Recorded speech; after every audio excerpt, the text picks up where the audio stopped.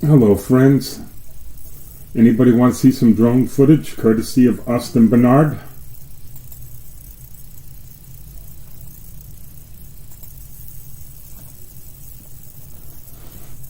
Yep, they've taken the STARHOPPER apart, and as you see, they're starting to install bulkheads and fuel tank parts. And they removed what looked like wrap arrangements, but they weren't operational. And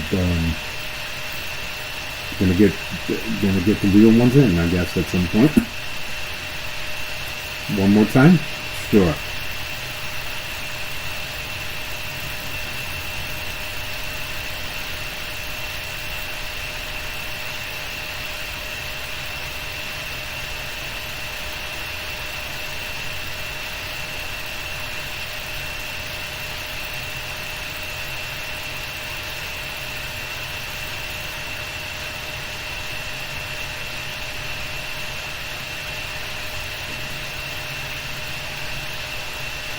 There's been some mention of the quality of the tank, the way the tanks look.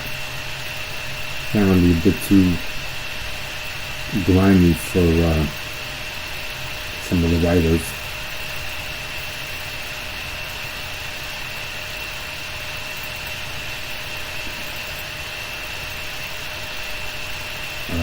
Yeah, so I guess that's not shiny. Maybe that doesn't matter. It's what the inside of the tank looks like, right? Anyway.